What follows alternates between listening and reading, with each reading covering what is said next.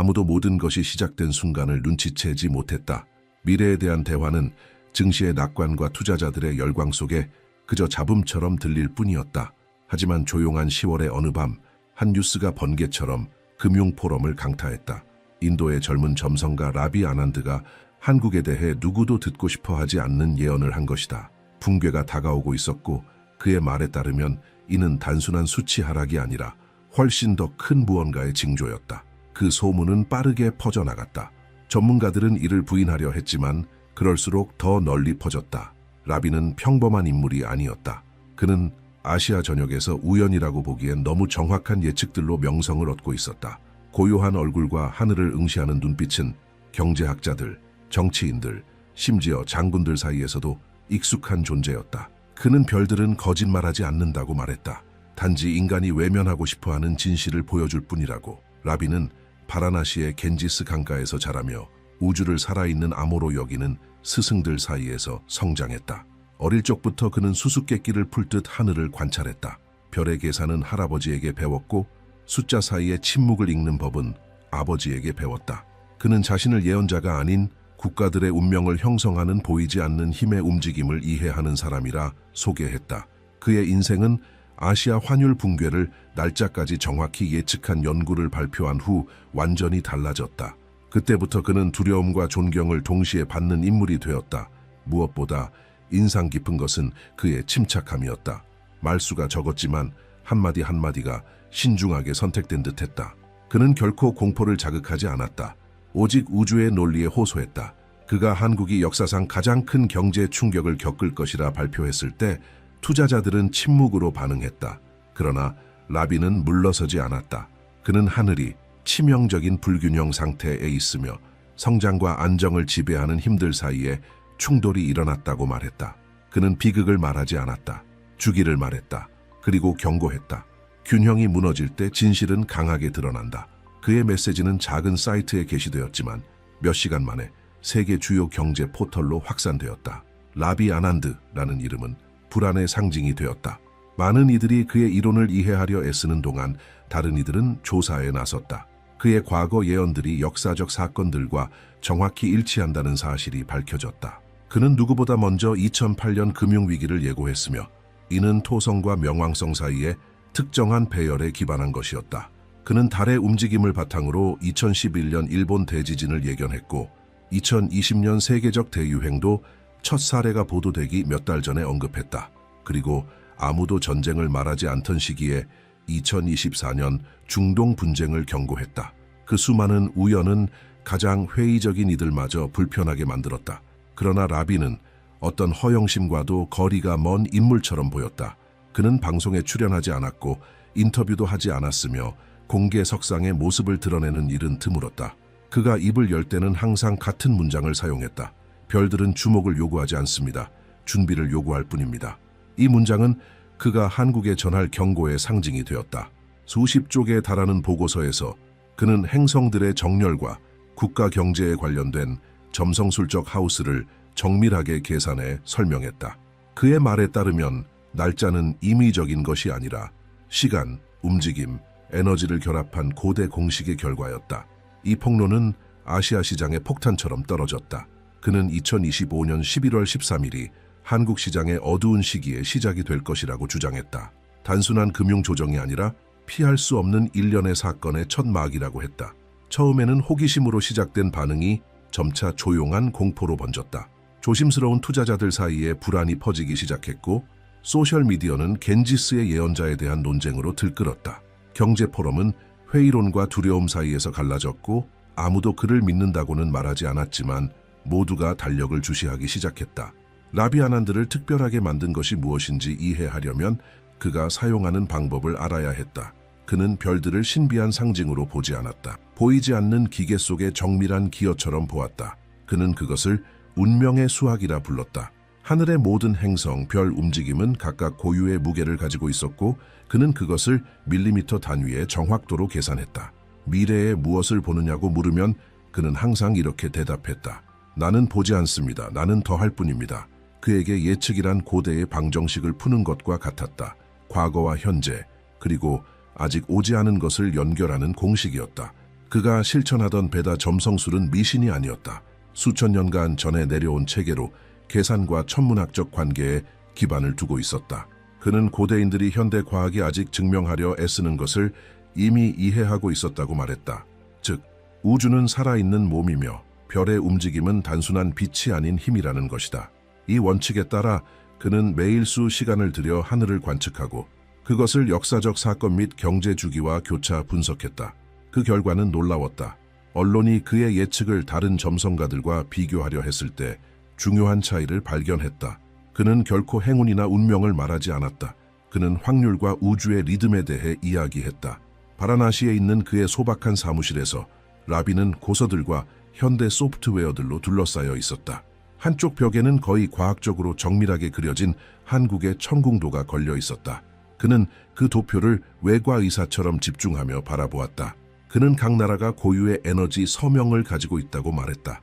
시간과 공간의 조합이 그 나라의 강점과 취약점을 결정한다는 것이었다. 그리고 한국의 경우 그 서명이 포화 상태에 이르렀다는 징후를 보이고 있다고 했다. 그의 메모에는 1950년부터 반복되는 하나의 패턴이 묘사되어 있었다. 급격한 성장의 순간들 뒤를 따르는 갑작스러운 충격들, 그리고 2025년 이 주기가 마침내 붕괴 지점에 도달하게 된다는 것이다. 그는 토성, 즉 제약을 상징하는 행성과 혼란을 뜻하는 라후가 곧 한국의 경제 하우스에서 정렬될 것이라고 설명했다. 이는 매우 드문 현상이며 항상 불안정한 시기와 연관되어 있다고 했다. 여기에 목성의 역행이 더해지며 그는 이 조합을 금융균열지대라 불렀다. 일반인에게는 생소한 용어였지만 베다 점성술을 아는 이들에겐 경고나 다름없었다. 그의 계산에 따르면 이 결합은 단순한 변동성 정도가 아니라 연쇄적인 붕괴를 초래할 것이라고 했다. 금융시장에서 시작되어 경제 전체 구조로 번지는 것이다. 라비는 하늘이 목적 없는 파괴를 예고하지는 않는다고 단언했다. 그는 말했다. 모든 위기는 경로의 수정입니다. 한 국가의 에너지가 그 본래 축에서 벗어날 때 우주는 그 나라가 제자리로 돌아오도록 상황을 만든다는 것이다. 이런 관점이 그를 일반적인 분석가들과 구별되게 했다. 그는 증시 숫자를 보지 않았다. 그는 집단의식의 움직임이 별들에 반영되는 것을 보았다.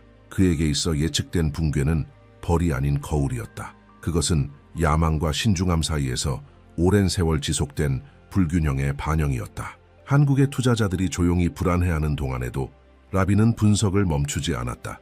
그는 밤을 새워 계산을 다시 하고 가설을 시험하며 날짜를 검토했다. 연구를 거듭할수록 그는 선들이 불가피하게 교차하고 있다는 사실을 점점 더 확신하게 되었다. 마치 우주가 오래전부터 이 시기를 예정해 둔 듯했다. 그는 이 모든 것을 하나의 보고서로 정리했고 그 보고서의 제목은 침묵의 지도였다. 감정이 배제된 기술적 문서였지만 그 정밀함은 오히려 섬뜩했다. 행성 하나하나의 위치는 객관적인 관찰과 실제 경제에 미칠 수 있는 영향과 함께 명시되어 있었다. 보고서가 공개되자 권력의 이면에서 불안이 퍼지기 시작했다. 금융당국은 논평을 거부했지만 정보는 이미 퍼져 있었다. 주요 국제 투자자들은 조용히 자본을 이동시키기 시작했고 일어날 수 있는 사태를 미리 대비했다. 어떤 정부도 예언이 경제적 결정에 영향을 미친다고 인정하지 않았지만 시장의 움직임은 그 반대를 보여주고 있었다. 라비의 예측은 실현되기 전부터 이미 미래를 형성하고 있었던 것이다. 하지만 그는 그런 반응에 무관심해 보였다. 여전히 차분하게 감정 없이 오직 확신만을 담아 말했다. 그는 하늘이 학습의 주기를 닫고 있다고 말하며 일어날 일들의 자연스러운 전개를 막을 수는 없다고 했다. 누군가 그를 과도한 경고자라고 비난했을 때 그는 이렇게 단순히 대답했다. 나는 두려움을 만들지 않습니다. 그가 오기 전에 알릴 뿐입니다. 이 말은 분석가들 사이에서 메아리처럼 퍼졌고 세상은 어느새 그를 알아서는 안 될 것을 아는 사람처럼 대하기 시작했다. 시간이 흐르면서 라비가 말하던 우주의 시계는 현실과 정확히 일치하는 듯 보였다. 한국은 결정적인 국면으로 접어들 준비를 하고 있었고 하늘이 이미 선포한 것을 바꿀 수 있는 것은 아무것도 없어 보였다. 젊은 라비는 평소와 같은 침착함으로 별을 바라보고 있었다. 마치 이제부터 세상이 결코 예전과 같지 않을 것임을 알고 있는 사람처럼. 라비 아난드의 최종 경고는 아무 예고 없이 등장했다. 고요한 어느 아침 그는 단 한 문장이 강조된 보고서를 발표했다. 정해진 시간이 왔다. 그 문서에는 일련의 날짜들과 정렬 상태가 상세히 기록되어 있었고 이는 위기의 시작을 가리키고 있었다. 중심에는 2025년 11월 13일이 있었다. 라비는 이날을 토성과 라후가 한국의 경제 하우스에서 최대 정렬을 이루는 시점으로 묘사했다. 동시에 화성과 수성은 목성과 긴장 각도를 형성하게 된다. 이는 고대 베다 경전에 따르면 대규모 붕괴에 앞서 나타나는 전형적인 구성이었다. 이는 단순한 불안정성의 예측이 아니라 붕괴의 예고였다. 그는 보고서에서 신비한 단어나 비유를 쓰지 않았다. 오직 숫자로 말했다. 그는 한국의 KOSPI 지수가 단 하루 만에 5%에서 7%까지 급락할 수 있으며 이후 몇 주간 지속적으로 하락해 총 25%까지 가치가 하락할 수 있다고 계산했다. 그 어조는 결코 자극적이지 않았다. 임상적이고 정확하며 거의 냉정했다. 그는 이렇게 썼다. 이것이 첫 번째 충격이 될 것입니다. 주기는 여기서 끝나지 않습니다. 이 소식은 투자자들 사이에 불처럼 번져나갔다. 많은 이들은 믿지 않는 척했지만 조용히 움직이기 시작했다. 예언과 같은 사건에서 진짜 재앙은 때로는 사건 자체보다도 그에 따른 공포라는 것을 잘 아는 이들이었다. 라비는 곧 일어날 일이 단 하나의 요인으로 인해 발생하는 것이 아니라고 설명했다. 특정한 파산도 없고 고립된 스캔들도 없을 것이라고 했다. 그가 본 것은 부정적인 에너지들의 수렴이었다. 집단적 신뢰를 무너뜨리는 보이지 않는 공포, 부채 그리고 불균형의 총합이었다. 그는 경제란 결국 한 국민의 감정 상태를 반영하는 것일 뿐이며 진동이 떨어질 때 시장도 함께 무너진다고 말했다. 그의 말에 따르면 이번 붕괴는 시스템 자체의 탈진이 물질화되는 순간이었다. 마쿠에서는 분석가들이 그의 도표를 실제 데이터와 비교하기 시작했다. 그리고 경제사 속 과거의 시기들과 소름 끼치도록 유사한 점들을 발견했다. 동일한 천체의 배열이 1997년 아시아 금융위기 직전에 그리고 2008년 글로벌 붕괴 직전에도 나타났던 것이다. 이런 우연은 더 이상 무시할 수 없었다. 그리고 이제 처음으로 그 동일한 하늘의 구성이 다시 나타나고 있었다. 이번에는 한국 위에 라비의 보고서는 국제적인 주목을 받기 시작했다. 경제 전문 사이트들은 그의 계산을 해석하려 했지만 그가 드러낸 깊이를 이해하는 이들은 거의 없었다. 그는 행성의 합, 점성술 하우스, 그리고 정확한 이동 각도에 대해 이야기했으며 마치 균형을 요구하는 거대한 우주 기계가 마침내 작동을 시작했다고 말하는 듯했다. 그의 분석은 외국인 투자자들의 행동까지 포함하고 있었다. 그의 말에 따르면 대형 기관들은 10월 말에서 11월 초 사이 조용히 한국 시장에서 이탈하기 시작할 것이며 이는 폭풍을 앞두고 움직이는 물고기 때와 같은 본능에 의해 이끌릴 것이라고 했다. 라비는 누구를 비난하지 않았다. 그는 단지 징후는 이미 드러나 있다고 말했을 뿐이다. 금융구조는 이미 취약했고 신뢰는 과도하게 팽창했으며 시스템은 그 자체의 에너지 한계에 도달해 있었다. 그는 이 위기를 불가피하다고 했지만 동시에 필연적이기도 하다고 보았다. 그는 그것을 경제적 정화라 불렀다. 그의 말에 따르면 이번 붕괴는 한국을 파괴하지 않을 것이다. 오히려 보다 견고한 가치 위에서 다시 태어나도록 만들 것이다. 한편 권력층 내부에는 소문이 퍼지고 있었다. 일부 장관들과 은행가들은 그 예언의 신뢰성을 깎아내리려 했지만 다른 이들은 불편한 시선으로 차트를 주시하기 시작했다. 정부의 이면에는 조용한 긴장감이 감돌았다. 라비의 침착함에는 사람들을 불안하게 만드는 무언가가 있었다. 그는 외치지 않았고 설득하려 들지도 않았다. 단지 피할 수 없는 결과를 읽는 사람처럼 자신이 본 것을 말할 뿐이었다. 11월이 다가오자 불안감도 커졌다. 표면상 시장은 안정되어 있었지만 투자자들 사이의 분위기는 달랐다. 모두가 무언가를 기다리는 듯했지만 아무도 그것을 입 밖에 내지 않았다. 라비는 침묵을 지켰지만 그의 웹사이트에는 짧은 메시지가 올라왔다. 변화는 침묵 속에서 시작되며 아무도 첫 번째 균열을 듣지 못할 것이다. 이 한 문장만으로도 집단적 불안을 다시 불러일으키기에 충분했다. 그 시기부터 온라인에서는 예언된 날을 5번째 징후라고 부르기 시작했다. 이 용어는 급속히 퍼졌고 수많은 영상, 기사, 생방송에서 역사적 하락 가능성을 두고 논의가 벌어졌다. 세상이 논쟁을 벌이는 동안에도 라비는 계속 하늘을 관측하고 있었다. 그는 별들의 움직임이 가속화되고 있으며 매일 밤 새로운 신호가 나타난다고 말했다. 그는 붕괴의 진짜 반가소에는 경제적 요인이 아닌 심리적 충격이 될 것이라 설명했다. 예기치 못한 정치적 사건이나 국제뉴스 하나면 충분했다. 그 순간 일련의 반응이 이어지며 연쇄 붕괴가 시작될 것이다. 그건 장기간 누적된 긴장에 대한 자연스러운 반응이었고 피할 수 없다고 했다. 그는 특히 11월 5일부터 20일 사이를 가장 민감한 시기로 경고했다. 그 이후에는 불안정성의 에너지가 보이지 않는 파도처럼 퍼져나갈 것이라고 했다. 라비는 위기가 시작될 때 사람들은 그 심각성을 곧바로 인식하지 못할 것이라 말했다. 그 붕괴는 썰물처럼 다가올 것이라고, 느리지만 조용하고 가차없이, 그리고 공포가 뚜렷하게 느껴지는 시점에는 이미 늦어 있을 것이라 경고했다. 그는 투자자들에게 리스크를 줄이고 자산을 보호하며 무엇보다 침착함을 유지하라고 조언했다. 공포에 휘말리는 자들은 돈 이상을 잃게 될 것입니다. 라고 그는 썼다. 라비 아난드는 만약 별들의 움직임이 지금처럼 계속된다면 세계는 한국 경제의 깊은 변화를 목격하게 될 것이라고 했다. 그는 이것이 도미노 효과를 불러올 수 있다고 보았다. 단순한 흔들림으로 시작해 역사적 수준의 조정으로 발전할 가능성. 그가 지목한 날짜는 아직 오지 않았지만 그의 계산에 따르면 징후는 이미 나타나고 있었다. 신뢰의 미세한 변동, 시장의 약한 위축, 대형 투자자들의 조용한 움직임, 이 모든 것이 그가 말하길 하늘이 준비 중인 일의 전조였다. 라비는 토성과 라후가 부의 하우스에서 결합할 때 그것은 불안정의 시기를 예고한다고 설명한다. 그것은 즉각적인 파괴를 의미하지는 않지만 강제적인 재구조화의 시기를 뜻한다. 그는 이 결합이 변하지 않고 지속될 경우 국가의 재정 에너지가 충돌 상태에 빠질 수 있으며 그 결과는 급격한 하락과 예기치 못한 혼란으로 나타날 수 있다고 경고한다. 그에게 있어 별들은 단순한 수치를 넘어서 공포, 낙관, 믿음을 연결하는 진동의 장창을 드러낸다. 그 조화가 깨질 때 전체 시스템은 리듬을 잃는 것이다. 라비는 자신의 계산을 바탕으로 11월이 결정적인 달이 될 수 있다고 말한다. 만약 행성들이 예측대로 정렬된다면 일련의 경제적 사건들이 한국을 최근 역사상 가장 큰 시험대에 올려놓을 수 있다. 그는 재앙이라는 단어를 쓰지 않는다. 그는 전환이라고 말한다. 나라는 일시적인 약화의 시기를 거쳐야 하며 그 후에는 더 강해지는 재건의 과정이 따를 것이라고 본다. 마치 우주가 한국을 새로운 주기로 밀어넣고 있는 듯한 흐름이다. 그에 따르면 첫 번째 충격은 경제 자체에서 오지 않는다.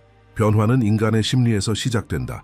집단적 행동의 변화, 두려움, 의심, 신뢰의 상실이 만들어내는 연쇄 반응이 시작점이다.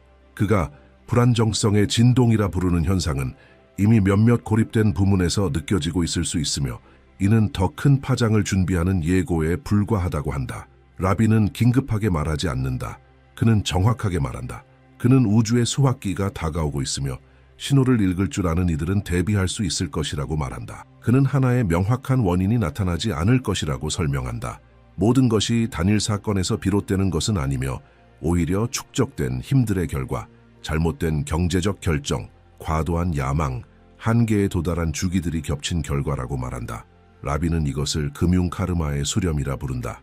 과잉의 에너지가 자연의 균형으로 되돌아오는 지점, 그리고 바로 그 순간 시스템은 필요하다면 급격하게 조정되는 것이다.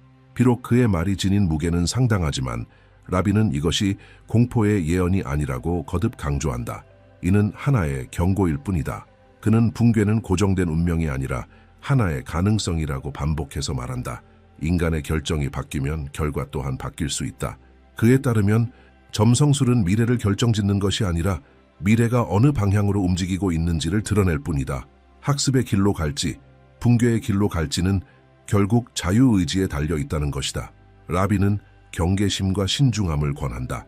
만약 행성들의 움직임이 더욱 강해진다면 리스크를 줄이고 투자를 재검토하며 충동적인 결정을 피하는 것이 필수적일 것이라고 말한다. 그는 집단 감정의 장창이 혼란에 빠지면 공포가 가장 큰 적이 된다고 경고한다. 두려움의 시간에 침착하게 행동하는 자가 그가 썼다. 전체 시스템의 안정축이 된다. 그는 날짜를 엄격히 못 박지는 않지만 10월 말부터 12월 초까지의 시기가 큰 조정의 시기가 될 수 있다고 언급한다. 그것은 비극이 아닐 수도 있지만 재정의의 순간이 될 수 있다고, 단단한 것과 약한 것을 가려내는 일종의 우주적 필터, 그는 이 시기 동안 세계 경제도 동아시아에서 비롯된 반향을 느낄 수 있다고 본다. 이는 확실한 것은 아니지만 하늘의 징후들은 그 방향을 가리키고 있다고 말한다. 그는 정부의 반응 또한 이 흐름의 영향을 받을 것이라고 말한다. 그의 표현에 따르면 지도자들은 밀려드는 파도를 막으려 하겠지만 그 파도가 바로 주기의 일부임을 깨닫지 못할 것이다. 이는 정치적 대응이나 경제적 조치가 있더라도 사건의 흐름이 인간의 통제를 넘을 수 있음을 의미한다. 라비는 모든 것이 사회가 어떻게 반응하느냐에 달려 있다고 말한다. 두려움이 지배하면 불균형은 커진다. 그러나 준비가 되어 있다면 충격은 줄어든다. 라비 아난드는 만약 현재의 행성 에너지 흐름이 계속된다면 한국이 단순한 금융 위기를 넘어 정치적 사회적 불안정의 시기를 겪을 수 있다고 경고했다. 그는 토성과 라후가 동시에 권력의 하우스를 압박할 때 그 영향은 경제를 넘어선다고 말한다. 분열이 커지고 지도자에 대한 신뢰가 약화되며 나라는 예측 불가능한 결정의 시기를 맞게 된다. 그의 말에 따르면 불협화의 에너지는 경계를 알지 못한다. 시장에서 시작되어 집단 의식으로 끝난다. 그에 따르면 경제 시스템을 뒤흔들 수 있는 그 동일한 정렬은 정부와 국민 사이의 긴장으로도 나타날 수 있다고 한다. 라비는 치열한 논쟁, 시위, 권위에 대한 의문이 제기될 가능성을 말한다. 그는 붕괴를 묘사하지 않는다. 대신 강한 불안이 지배하는 분위기를 언급하며 그 안에서는 말 한마디, 결정 하나가 확대된 영향을 불러올 수 있다고 말한다. 그의 계산에 따르면 이 시기는 두려움과 변화에 대한 희망이 섞인 긴장된 에너지장이 펼쳐지는 시간이다. 라비는 분석에서 화성과 케투의 존재도 언급한다. 이 두 천체는 단절과 재탄생을 상징한다. 그는 이 조합이 집단적인 변화 욕구를 자극할 수 있으며 이는 국가가 기존의 정치 구조를 재검토하도록 이끌 수 있다고 본다. 그는 일기장에 이렇게 썼다. 하늘이 쇄신을 요구할 때 낡은 형태는 더 이상 유지되지 않는다. 그의 예측은 파괴가 아닌 재시작에 관한 것이다. 집단적 운명이 다시 쓰여질 수 있는 시기, 불만과 진화의 필요성에 의해 추진되는 변화의 시간이다. 라비는 또한 주변 국가들 사이의 인식 변화 가능성에 대해서도 언급한다. 그는 동아시아 국가들, 특히 한국, 중국, 일본 간에 천체 주기상 상호 의존성이 있다고 경고한다. 그의 말에 따르면 만약 경제 예언이 일부라도 실현된다면 그 여파는 지역 전반으로 확산되어 숨겨진 취약성을 드러내고 예기치 못한 조정을 촉발할 수 있다. 이는 피할 수 없는 일이 아니지만 별의 배열은 아시아 전체가 시험대에 오를 수 있는 연쇄적 흐름을 가리킨다고 한다.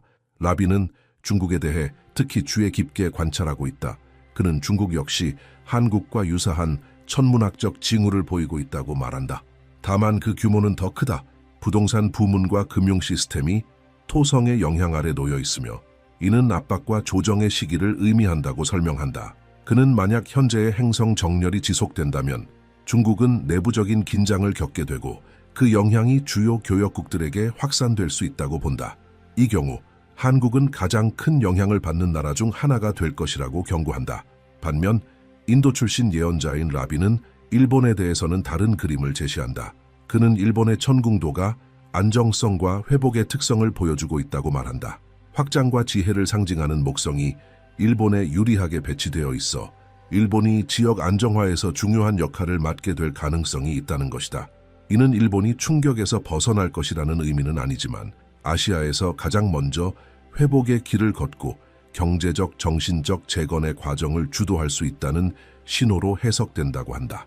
그는 또한 한국과 일본 사이의 외교적 재정렬 가능성에 대해서도 언급한다. 만약 우주의 압력이 현실화된다면 두 나라는 과거의 갈등을 내려놓고 공동의 해결책을 모색하게 될 수 있다고 말한다. 위기는 진정한 동맹의 어머니다. 그가 그렇게 썼다. 이 예측은 만약 혼란이 발생한다면 그것 자체가 협력의 새로운 시대를 여는 출발점이 될 수 있음을 시사한다. 라비는 초기 충격 이후 공동체적 재건을 향한 강력한 집단적 의지가 솟아오를 것이라 믿는다. 그는 서면 인터뷰에서 거듭 강조한다.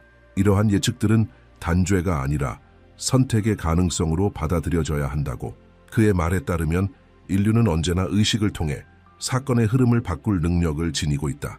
별들은 길을 보여줄 뿐 그 길을 대신 걸어주지는 않는다. 그는 위기의 모든 주기가 영적 각성의 기회이기도 하며 다가올 일들은 하늘보다 인간이 어떤 선택을 하느냐에 달려있다고 말한다.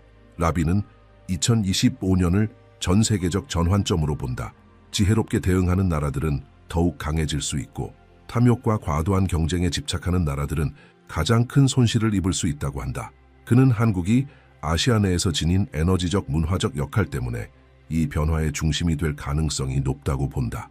위기를 학습으로 전환하는 한국의 능력이 아시아 전체의 방향을 결정지을 수도 있다는 것이다. 라비 아난드는 별들이 예고한 이번 주기가 붕괴로 끝나지 않고 갱신으로 이어질 것이라고 단언한다. 그가 말하는 것은 하나의 시대의 종말이 아닌 새로운 집단 의식의 시작이다. 그의 최신 연구에 따르면 2026년부터는 행성의 에너지가 방향을 바꾸기 시작할 것이다. 토성은 제한을 상징하는 영역을 떠나고 성장의 상징인 목성은 다시 정방향으로 움직이게 된다.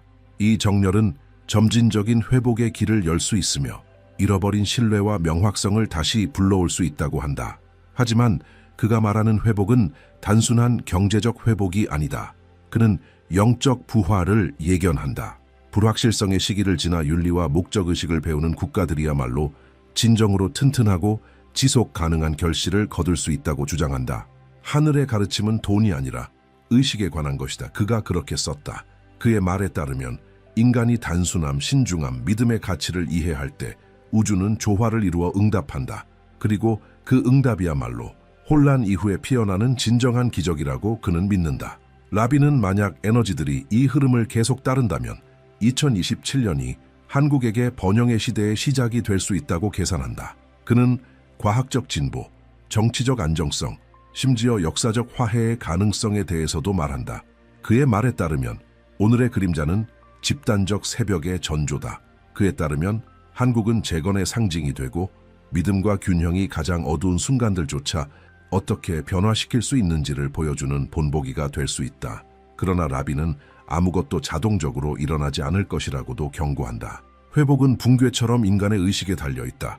그는 각 개인이 도전에 어떻게 반응하는지가 집단의 운명을 결정할 것이라고 믿는다. 국가들은 그것을 구성하는 마음들의 반영이다 라고 그는 말한다. 그에게 있어 모든 시민은 미래를 형성하는 에너지장의 일부이며 아무리 작아 보여도 각자의 행동이 사건의 방향을 결정짓는 데 기여한다. 그가 자신의 추종자들과 나누는 글들에서 라비는 배다 점성술이 공포의 도구가 아니라 안내의 도구라고 계속 강조한다. 그것은 지도를 보여줄 뿐 정확한 길을 말해주는 것이 아니다. 그 지도는 인간의 걸음이 바뀔 때 함께 바뀐다. 자유의지는 별들조차 존중하는 힘이다 라고 그는 말한다. 이 관점이 그를 다른 예언자들과 구별한다. 그는 저주를 선포하지 않는다. 그는 지혜로의 초대를 제시한다. 그는 미래를 살아있는 존재, 형태를 지닌 것이 아닌 끊임없이 변화하는 것으로 본다. 그는 만약 예측이 일부라도 실현된다면 가장 중요한 것은 평온함을 유지하는 것이라고 조언한다. 과도함을 줄이고 본질적인 것을 보호하며 공황 상태에서 내리는 결정을 피하라고 한다. 그는 모든 큰 변화는 언제나 침묵 속에서 시작된다고 말한다. 그리고 내면의 준비야말로 미지의 것 앞에서 우리가 가질 수 있는 유일한 진정한 방어책이라고 한다. 세상은 밖에서부터 변하지만 다시 태어나는 것은 안에서부터다 라고 그는 쓴다. 그에게 있어 예언의 진정한 목적은 바로 이 의식을 일깨우는 것이다. 혼돈이 닥치기 전에 사물의 자연스러운 질서에 자신을 조율할 수 있는 능력 말이다. 라비는 모든 위기가 겸손함으로의 부름이라고 믿는다.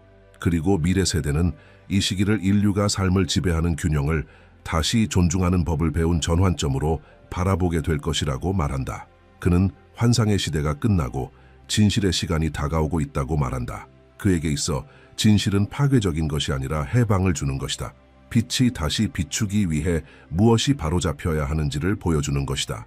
예언자는 자신의 글을 한 문장으로 마무리하며 그것은 그의 메시지를 상징하는 구절이 되었다. 별들은 거짓말하지 않는다. 그러나 결정하지도 않는다. 그들은 단지 볼 준비가 된 것을 드러낼 뿐이다.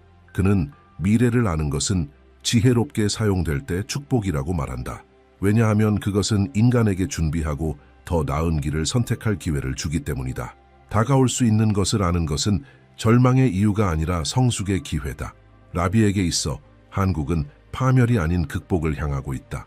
그의 말에 따르면 이 나라는 이번 주기를 통해 더 당열되고 더 강해지고 더 의식적인 존재가 될 수 있다. 그는 모든 시련이 하나의 문이며 고통은 이해될 때 힘으로 변한다고 믿는다. 어떤 어둠도 영원하지 않다고 그는 썼다. 빛은 항상 떠난 곳으로 돌아온다. 이것이 그의 예언의 본질이다. 다가올 수 있는 것에 대한 두려움이 아닌 그 이후에 태어날 수 있는 것에 대한 희망이다. 그리고 이렇게 그는 자신의 메시지를 파괴의 경고가 아닌 지혜의 상기로 마무리한다. 모든 내려간 것은 올라간다. 모든 부서진 것은 다시 만들어진다. 우주가 닿는 모든 것은 다시 태어난다. 그의 말은 믿음의 메아리처럼 울려 퍼지며 각자가 하늘을 두려움이 아니라 이해로 바라보기를 초대한다. 만약 이 이야기가 당신의 내면 어딘가를 건드렸다면 이 예언에서 무엇이 당신을 가장 일깨웠는지 댓글로 남겨보세요. 당신은 사람들이 변하면 나라의 운명도 바뀐다고 믿나요? 당신의 생각을 나누고 이 성찰을 널리 퍼뜨리는 데 함께해 주세요. 미래는 아직 쓰이고 있습니다. 그리고 모든 생각은 우주가 계속 써내려가는 그 이야기의 한 줄입니다. 만약 미국에서 가장 오래된 예언이 항상 한국을 가리키고 있었다면, 그리고 세상은 이제서야 그것을 깨닫고 있는 것일까요? 수십 년 동안 에드가 케이시의 환상은 단지 신비로운 과거의 파편처럼 보였지만 최근 미국에서 공개된 비밀 문서들이 모든 것을 바꾸었습니다. 미래를 보기 위해 잠들었던 예언자는 곧 나타날 영적인 에너지의 출현을 자세히 묘사했는데, 이제 한 세기가 지난 지금 그 에너지가 한국 땅 밑에서 맥동하기 시작했습니다. 이전에는 예언으로 취급되었던 것이 관찰 가능한 현실이 되었고, 이 계시의 진원지는 바로 해가 가장 먼저 뜨는 곳입니다. 케이시의 리딩은 세계적인 혼란의 시대에 인류의 영적인 심장이 될 작은 분단 국가에 대해 이야기했습니다. 그는 그곳에서 믿음을 다시 불붙이고 국가를 통합하고 태초부터 숨겨진 진실을 드러낼 빛이 나올 것이라고 말했습니다. 오랫동안 아무도 그것을 진지하게 받아들이지 않았습니다. 그러나 2025년 미국 과학자들이 한반도에서 자기 이상 현상을 감지했을 때 세상은 늙은 예언자를 기억하기 시작했습니다. 그가 1935년에 했던 설명은 현재 현상의 정확한 좌표와 일치했습니다. 그 정확성은 무시하기에는 너무나 충격적이었습니다. 도널드 트럼프 정부 시절 극비 보고서에는 펜타곤에서 열린 긴급 회의에 대한 언급이 있었습니다. 그 회의에서 과학자들은 한국 땅 밑의 에너지 이미지와 측정값을 제시하며 이 사건을 잠재적으로 변혁적인 글로벌 이벤트로 분류했습니다. 트럼프는 센서가 포착한 모든 것이 이미 케이시의 고대 예언에 예견되어 있었다는 말을 듣고 침묵을 지켰다고 합니다. 내부 소식통에 따르면 그는 회의를 끝내기 전에 단 한마디만 했다고 합니다. 그럼 때가 왔군. 케이시는 서양이 숨겨진 것을 드러낼 때 인류의 정신은 동양에서 다시 태어날 것이다 라고 단언했습니다. 수십 년 후 그의 말은 최근의 사실과 완벽하게 맞아떨어지는 것 같습니다. 기록이 공개되기 시작했을 때 한국의 여러 지역에서 자기 기록이 바뀌었습니다. 백두산과 한라산 지역은 케이시가 지구의 호흡이라고 묘사한 것과 동일한 리듬 펄스를 나타냈습니다. 동양의 봉인이 깨진 것입니다. 나사 연구원들은 한국의 자기장이 지구의 나머지 지역과는 완전히 다른 주파수로 진동한다는 것을 확인했습니다. 마치 한반도가 보이지 않는 기억, 즉 우주 및 태양 현상에 반응하는 무언가를 가지고 있는 것 같습니다. 케이시는 이것을 새로운 지구의 심장 박동이라고 불렀고, 이 진동이 느껴질 때 새로운 주기가 시작될 것이라고 말했습니다. 오늘날 과학은 설명할 수 없지만 그 현상이 현실이라는 것을 인정합니다. 그가 거의 100년 전에 예측한 것이 이제 위성에 의해 측정되고 있습니다. 매일 새로운 신호가 나타나고 있습니다. 승려들은 사찰의 에너지에 미묘한 변화가 있다고 보고하며 동시에 강렬하고 고요한 힘을 묘사합니다. 도시에서는 평범한 사람들이 설명할 수 없는 존재감과 따뜻함에 대해 이야기합니다. 장비는 신성한 산 아래에서 저주파 지하 소리를 포착합니다. 이 모든 것은 미국 기록이 공개된 직후에 시작되었습니다. 마치 지구가 부름을 듣고 깨어나기 시작한 것 같습니다. 그러나 훨씬 더 인상적인 세부 사항이 있습니다. 케이시는 동양에서 만날 5개의 빛의 왕관에 대해 이야기했습니다. 한국 연구원들은 그가 한라산, 백두산, 금강산, 지리산, 태백산의 신성한 산을 언급했다고 믿습니다. 최근 센서는 이 5지역에서 동시에 방출되는 것을 감지했습니다. 모든 것이 조화롭게 함께 진동하는 것은 이번이 처음입니다. 예언 연구가들에게 이것은 새로운 시대의 시작을 알리는 신호입니다. 그 영향은 전 세계적입니다. 이전에는 전략적 정치적 영토로만 여겨졌던 한국은 이제 지구의 에너지 및 영적 중심지로 관찰됩니다.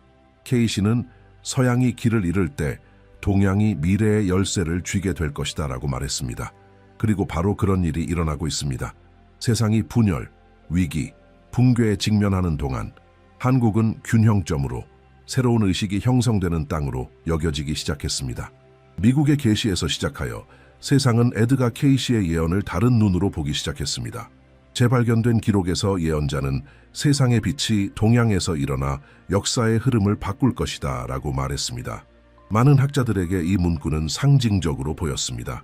미국이 한국 영토 아래에 있는 에너지 이상 현상의 존재를 공개적으로 확인하기 전까지는 말입니다. 케이시의 설명과 현재 측정값 사이의 일치는 너무나 정확해서 가장 회의적인 사람들조차 흔들었습니다. 항상 전쟁과 분열의 무대였던 한국은 이제 인간의 운명이 다시 정의되기 시작하는 지점으로 취급됩니다. 펜타곤 문서 유출로 인해 이 이상 현상이 수년 동안 비밀리에 연구되어 왔다는 사실이 밝혀졌습니다. 미국 위성은 반도 아래에서 맥동하는 방사선을 감지했고 이 에너지 패턴은 7.8분 간격으로 반복되었습니다. 이는 케이시가 새로운 시대의 맥박에 대한 리딩에서 묘사한 것과 정확히 같은 숫자입니다. 프로젝트 다운라이트라는 제목의 보고서는 한국의 자기장이 태양 주기와 알려진 과학적 범주에 속하지 않는 힘에 반응하는 것처럼 보인다고 밝혔습니다.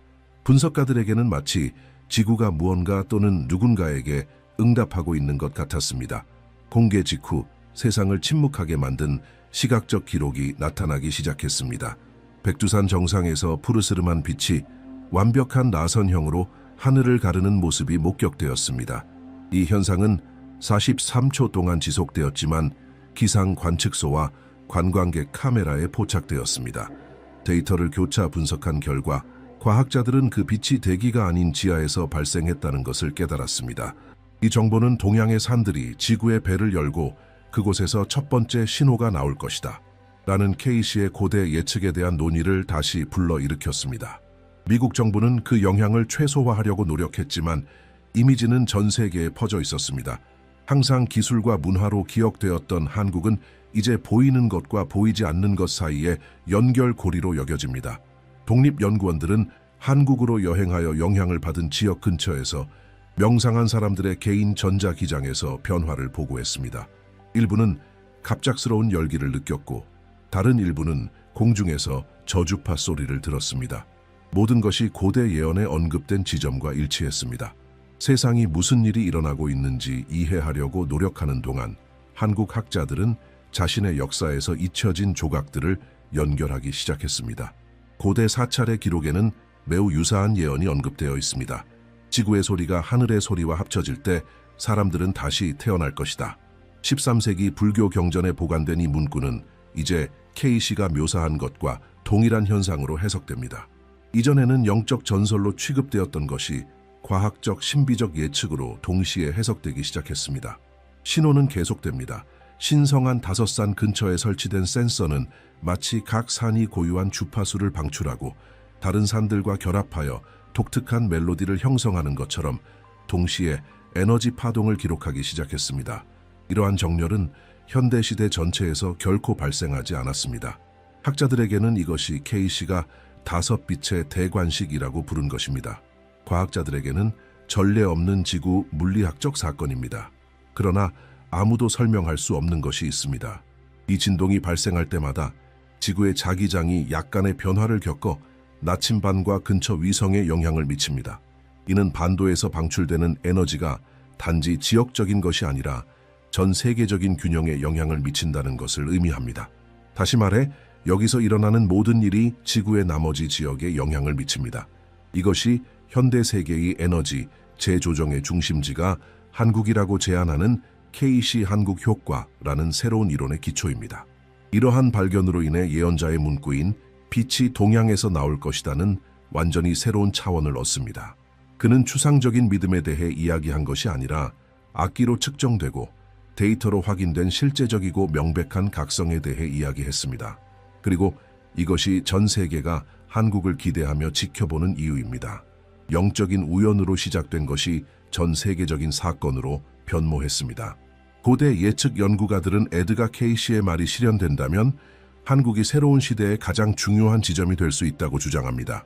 그는 세계의 국경이 위기와 혼란으로 흔들리고 같은 기간 동안 조용한 힘이 동양에서 나타날 것이라고 묘사했습니다. 그것은 군사적 힘도 정치적 힘도 아니지만 인간이 자신을 이해하는 방식을 변화시키는 무언가일 것입니다. 케이시는 지구의 심장이 산으로 둘러싸인 작은 곳에서 다시 뛰기 시작할 것이라고 말했는데 그는 그곳을 다섯 빛의 땅이라고 불렀습니다. 많은 사람들은 그가 한반도에 대해 이야기했다고 믿습니다. 그의 기록에서 예언자는 동양과 서양이 다시 서로를 바라볼 때 에너지 다리가 복원될 것이다 라고 썼습니다. 현대 해석가에 따르면 그 순간이 다가올 수 있습니다. 눈에 띄지 않는 신호, 글로벌 행동의 변화, 더 큰 것의 초기 단계를 연상시키는 새로운 과학적, 영적 발견이 있습니다. 케이시는 우연에 대해 이야기한 것이 아니라 인간이 변화할 준비가 되었을 때 다시 발생할 주기, 반복에 대해 이야기했습니다. 그리고 그는 동양을 이 새로운 주기의 시작점으로 지적했습니다. 연구원들은 한국의 신성한 다섯 산인 한라산, 백두산, 금강산, 지리산, 태백산의 정렬이 이 과정에서 중심적인 역할을 할 수 있다고 제안합니다. 케이시는 만나서 지구의 봉인을 형성할 5개의 빛의 왕관을 언급했습니다. 아무도 그것이 무엇을 의미하는지 몰랐지만 오늘날 에너지 및 천문학적 측정의 발전으로 인해 이 문구는 새로운 해석을 불러일으킵니다. 아마도 그것은 은유가 아니라 미래가 여전히 드러낼 무언가의 문자 그대로의 비전일 것입니다. 일부 학자들은 이 에너지가 현실이라면 지구의 자기장에 영향을 미쳐 자연의 힘의 균형을 맞추고 심지어 지구의 기후에 영향을 미칠 수 있다고 주장합니다. 다른 사람들은 예언자가 한국에서 시작되어 전 세계로 퍼질 집단적 영적 변형, 의식의 각성에 대해 이야기했다고 믿습니다. 그는 이 사건을 빛의 부활이라고 묘사했는데 권력이나 기술을 통해서가 아니라 마음과 정신을 통해 오는 조용하지만 심오한 변화입니다. 케이시는 또한 5개의 왕관이 하늘의 신호로 밝혀질 것이다 라고 언급했는데 이는 많은 사람들에게 천문학적 또는 우주적 현상이 이 미래의 계시와 일치할 수 있음을 의미합니다. 천문학자들은 이미 그의 예측과 관련이 있다고 생각하는 태양 패턴과 지구 자기장의 변화를 관찰하고 있습니다. 아직 증거는 없지만 무시하기에는 너무 많은 우연이 있습니다. 역사가 예측된 과정을 따른다면 한국은 보이는 것과 보이지 않는 것이 만나는 곳이 될 수 있습니다. 가장 인상적인 해석 중 하나는 한국을 케이시가 집단적 영혼의 각성이라고 부른 것과 연결하는 것입니다.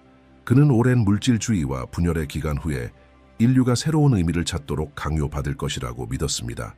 그리고 그 탐구는 믿음과 고통이 공존하는 곳, 즉 전쟁, 재건, 부활로 특징 지어지는 땅에서 시작될 것입니다. 그에게 고통은 형벌이 아니라 준비였습니다.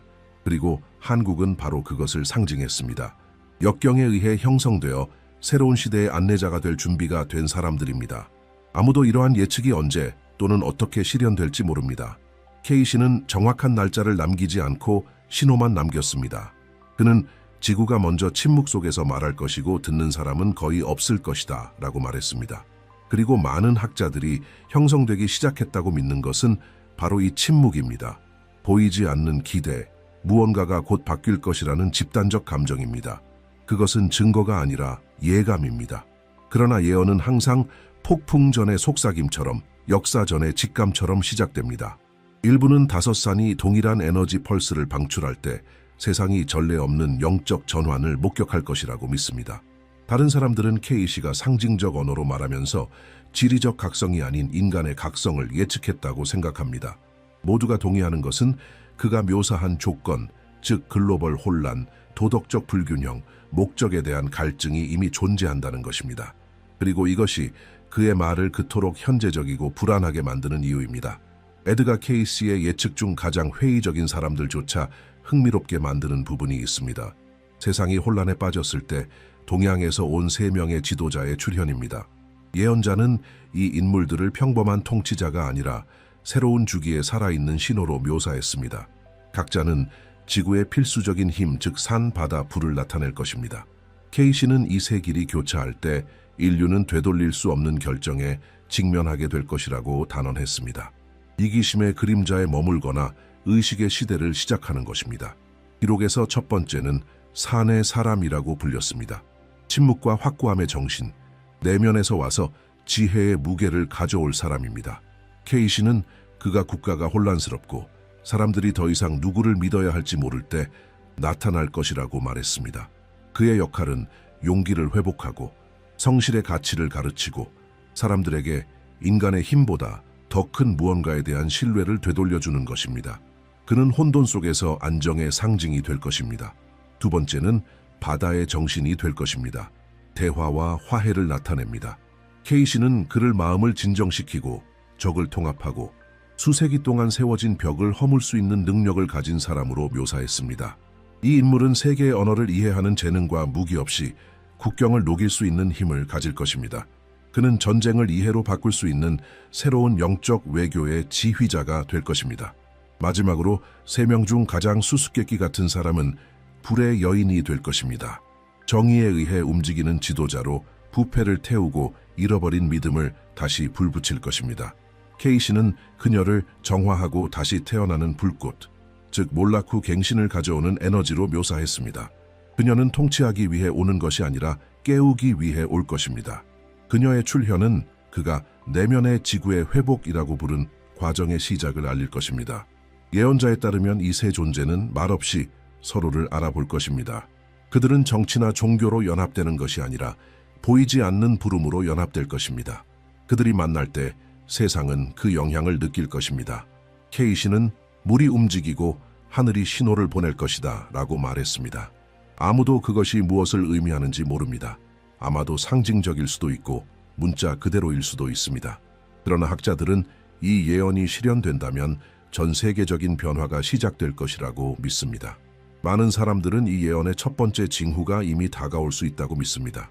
출현이나 기적에 대해 이야기하는 것이 아니라 눈에 띄지 않는 신호, 예상치 못한 연설을 하는 젊은 지도자, 연민에서 태어난 운동 목소리를 내고 구식 시스템에 도전하는 여성에 대해 이야기합니다. 모든 것이 예언의 패턴을 따르는 것 같습니다. 먼저 속삭임이 오고 그 다음 각성이 옵니다. K씨의 리딩에 대한 가장 최근 연구에서 새로운 관심을 얻은 거의 언급되지 않은 구절이 있습니다. 그는 세계 사이의 다리는 세 손으로 건설될 것이고 첫 번째 돌은 동양에 놓일 것이다 라고 썼습니다. 일부 전문가들은 이 문구를 한국과 관련지어 생각합니다. 지리적 위치 때문일 뿐만 아니라 통일을 추구하는 분단 국가라는 상징성 때문입니다. 그들에게 그 나라는 K씨가 치유될 이중성이라고 부른 것의 완벽한 반영입니다. 다른 학자들은 예언이 사실이라면 이 세 지도자의 출현은 평화 속에서가 아니라 큰 글로벌 혼란의 시대에 일어날 것이라고 지적합니다. 예언자는 이 전환전의 세상을 진실과 거짓이 나란히 걷고 구별할 수 있는 사람은 거의 없는 들판으로 묘사했습니다. 많은 관찰자들은 이 설명과 인류의 현재 상태 사이에 유사점을 봅니다. 그럼에도 불구하고 K씨는 파괴에 대해 이야기하지 않았습니다. 그는 혼돈을 출산으로 보았습니다. 고통스럽지만 새로운 의식의 탄생에 필요합니다. 동양의 미래에 대한 애드가 K씨의 마지막 메모에서 많은 사람들이 가장 신비로운 것으로 간주하는 경고가 있습니다. 그는 자존심 위에 세워진 제국은 모래성처럼 무너질 것이고 그 폐허에서 갱신의 목소리가 나올 것이다 라고 말했습니다. 거의 한 세기 전에 쓰여진 이 문구는 학자들에 의해 고대 강대국이 지배력을 잃고 새로운 영적 힘이 나타나는 심오한 지정학적 전환에 대한 설명으로 해석됩니다. 그리고 K씨에 따르면 이 힘은 한국에서 나올 수 있습니다. 예언자는 세상을 도덕적 포화 상태로 보았습니다. 인간이 삶의 의미를 권력과 부의 추구로 바꾸고 국가가 한때 결정을 인도했던 영적 목적에서 멀어지는 시대에 대해 이야기했습니다. 이러한 맥락에서 그는 가장 작은 것이 가장 큰 것이 되고 잊혀진 것이 기억될 것이다 라고 말했습니다. 많은 현대 해석가들에게 이것은 이전의 주변부로 여겨졌던 국가, 즉 한국이 지구의 도덕적, 영적 중심으로 부상할 가능성에 대한 명확한 언급입니다. 예측에 따르면 이 새로운 시대는 힘을 통해서가 아니라 일종의 집단적 각성을 통해 올 것입니다. K씨는 이것을 빛의 반전이라고 불렀습니다. 이전에는 작고 보이지 않는 것으로 여겨졌던 것이 이끌기 시작할 것입니다. 이전에는 크고 웅장했던 것이 내부에서 무너지기 시작할 것입니다. 그는 이 전환을 불가피한 과정, 즉 인간의 불균형에 대한 지구의 자연스러운 반응으로 묘사했습니다. 그럼에도 불구하고 그는 이것을 형벌로 제시하지 않고 수정으로 제시했습니다. 인류는 마침내 길을 잃은 곳을 인식할 때까지 한계로 밀려날 것이라고 그는 말했습니다. 학자들은 이 시나리오가 여러 가지 방식으로 나타날 수 있다고 믿습니다.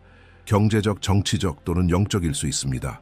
더 이상 진실을 지탱하지 않는 시스템의 붕괴 또는 새로운 집단의식의 출현을 통해 올 수 있습니다. 그리고 이 모든 것 속에서 케이시는 항상 고정된 지점, 즉 동향을 언급했습니다. 그에게는 그곳에서 세상이 회복의 첫 번째 징후를 보게 될 것입니다. 빛이 그 기원으로 돌아갈 때 주기가 완료될 것이다 라고 그는 썼습니다. 많은 사람들은 기원이라는 표현이 고대 지혜와 믿음이 수세기 동안 저항해 온 지역, 즉 한반도를 의미한다고 믿습니다. 일부는 이러한 이동의 첫 번째 신호가 이미 나타나기 시작했다고 말합니다. 폭발적인 사건이 아니라 인식의 변화로 나타납니다. 이전에는 세계를 지배했던 국가들이 이제 내부 위기에 직면하고 있습니다. 오래된 이상은 힘을 잃고 세계의 시선은 새로운 문화적, 영적, 기술적 중심으로 향하고 있습니다. 회복력과 재건의 상징인 한국은 케이시가 갱신의 불꽃을 지니고 있다고 말한 바로 그 유형의 국가를 나타냅니다. 그는 세상이 고통이 깊었지만 희망이 결코 죽지 않은 곳으로 향할 것이라고 믿었습니다. 케이시는 또한 새로운 세계의 심장이라고 불리는 것에 대해 언급했습니다. 그는 지구가 상징적 재구성을 겪을 것이라고 말했는데 그곳에서 지구와 정신이 다시 조화롭게 진동할 것입니다. 이 새로운 시대에 한국은 단지 국가가 아니라 문화, 종교, 지식 사이의 융합점이 될 것입니다.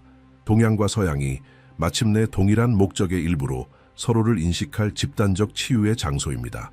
그것은 대담한 비전이지만 세상이 처한 순간과 깊이 일치합니다. 지치고 분열되고 더 큰 의미를 찾고 있습니다. 예측에서 예언자는 또한 이러한 전환이 저항 없이 일어나지 않을 것이라고 경고했습니다. 그는 새벽 전에 하늘은 그 어느 때보다 어둡게 보일 것이다 라고 썼습니다. 이는 변형 전에 인류가 불안정과 공포의 기간에 직면할 것임을 의미합니다. 정보 전쟁, 믿음의 위기, 도덕적 혼란, 이 모든 것이 과정의 일부가 될 것입니다. 이 정화의 시간 후에야 새로운 균형이 나타날 것입니다. 이것이 케이시가 그의 예언을 위협으로 제시하지 않고 영적 준비에 대한 초대장으로 제시한 이유입니다. 에드가 케이시의 예언이 그가 묘사한 과정을 따른다면 다가오는 해는 전례 없는 무언가의 시작을 알릴 수 있습니다. 그는 세 번의 승리가 새로운 시대의 새벽을 알릴 것이다. 하늘의 승리, 땅의 승리, 인간의 승리라고 썼습니다. 이 말은 그의 모든 비전 중에서 가장 많이 연구되고 논의되는 말 중 하나로 남아 있습니다. 아무도 그것이 무엇을 의미하는지 확실히 알지 못하지만 학자들은 그것이 동일한 각성의 세 단계를 나타낸다고 믿습니다. 영적 변형, 지구의 갱신, 인간의식의 고향입니다. 그리고 케이시에 따르면 이 주기의 첫 번째 징후는 동양에서 나타날 것입니다. 그곳에서 정신과 과학이 같은 빛 아래에서 연합할 것이다. 현대 해석가들은 이 예측이 믿음과 지식 사이의 만남을 상징할 수 있다고 믿습니다. 케이시는 인류가 문명의 방향을 완전히 바꿀 순수하고 깨끗하며 무해한 새로운 에너지원을 발견할 것이라고 말했습니다. 그는 그것을 생명의 에너지라고 불렀고 잿더미에서 다시 태어난 국가에서 발견될 것이라고 말했습니다. 많은 사람들에게 이 설명은 고통 후에 자신의 정체성을 재건하고 혁신에서 세계적 기준이 된 한국에 적합합니다. 예언이 옳다면 이 발견은 단지 기술적인 것이 아니라 영적인 것이 될 것입니다. 왜냐하면 그것은 자연과 창조 사이의 균형, 즉 케이시가 보이지 않는 법칙의 조화라고 부른 것을 나타낼 것이기 때문입니다. 두 번째 승리인 땅의 승리에서 예언자는 지구가 자연적 조정을 겪는 순간을 묘사했습니다. 그는 파괴에 대해 이야기한 것이 아니라 수정에 대해 이야기했습니다. 그는 토양과 기후가 인류에 의해 잃어버린 균형을 회복하기 위해 재구성될 것이라고 예측했습니다. 그는 동양이 이 정화의 신호를 가장 먼저 느낄 것이라고 말했습니다. 떨림, 바람, 물은 다가오는 새로운 시대를 알리는 지구 자체의 메시지처럼 움직일 것입니다. 케이시에게 이러한 사건은 두려워할 것이 아니라 이해해야 할 것입니다. 지구는 벌하지 않고 인간에게 그가 잊은 것을 상기시킨다 라고 그는 썼습니다. 세 번째는 인간의 승리가 될 것이고 아마도 가장 심오한 승리일 것입니다. 예언자는 인류가 모든 인간이 동일한 정신의 일부라는 의식으로 깨어날 것이라고 믿었습니다. 이 각성은 강요에 의해서가 아니라 인식에 의해 이념적, 종교적 분열의 종식을 가져올 것입니다. 인간은 저기 밖에 있는 것이 아니라 자신의 무지 안에 있다는 것을 이해할 것입니다. 이 승리는 정부나 기관에서 오는 것이 아니라 평범한 사람들의 깨어난 마음에서 올 것입니다. 그리고 케이시에 따르면 이 이해가 퍼질 때 세상은 하나가 될 것입니다. 일부 한국 학자들은 이 마지막 승리가 바로 그들의 나라에서 시작될 수 있다고 믿습니다. 이중성과 통일에 대한 열망으로 특징 지어지는 곳입니다. 케이시는 분단된 나라는 인류의 반영이 될 것이고 하나가 될 때 세상은 다시 온전해질 것이다 라고 말했습니다. 그것은 수수께끼 같은 문구이지만 깊이 상징적입니다. 많은 사람들에게 그것은 한국의 재회가 글로벌 화해의 거울이 될 것이라는 의미입니다. 지구가 마침내 상처를 치유하기 시작할 것이라는 신호입니다. 예언자는 또한 이 순서를 따를 수 있는 보편적인 규모의 사건에 대해 언급했습니다. 인간이 하늘을 바라보고 항상 거기에 있었던 것을 이해해야 할 때입니다. 일부는 이것을 우주로의 인류 확장에 대한 언급으로 해석합니다. 그는 지구 너머에서 이루어진 발견이 영적 진실을 드러내어 생명이 우리가 상상하는 것보다 훨씬 오래되고 상호 연결되어 있음을 보여줄 것이라고 예측했습니다. 우연의 일치인지 아닌지는 모르겠지만 케이시는 동양의 사람들이 가장 먼저 눈을 들어 우주가 정신의 거울임을 이해할 것이다 라고 단언했습니다. 이러한 아이디어는 멀리 떨어져 있는 것처럼 보이지만 세상이 더욱 불확실해짐에 따라 힘을 얻습니다. 케이시는 날짜를 정하지 않고 인류가 파괴와 갱신 사이의 한계에 접근할 때 지구의 영적 시계가 움직일 것이라고 경고했습니다. 많은 사람들은 이 한계가 이미 그려지고 있다고 믿습니다. 다른 사람들은 인간이 선택할 수 있도록 여전히 시간이 주어지고 있다고 말합니다. 두 가지 해석 모두에서 한국의 역할은 여전히 중심적입니다. 고대 예언과 새로운 발견이 만나는 곳입니다. 그의 기록이 끝날 무렵 케이시는 오늘날에도 경고와 희망으로 울려 퍼지는 문구를 썼습니다. 미래는 운명이 아니라 결정이다. 그는 모든 예언은 단지 지도일 뿐이며 자유의지가 인간이 파멸로 향할지 부활로 향할지를 결정할 것이라고 믿었습니다. 이러한 관점에서 한국은 지구의 거울이 될 것입니다. 분열되고 회복력이 있으며 다시 일어설 준비가 된 전체 인류의 반영을 담고 있는 작은 영토입니다. 예언자는 이 시기를 빛의 귀환이라고 불렀습니다. 기적적인 사건이 아니라 점진적인 각성, 즉 삶, 믿음, 우주에 대한 새로운 이해입니다. 아마도 여전히 여러 세대가 걸릴 것입니다. 아마도 우리가 상상하는 것보다 더 가까울 것입니다.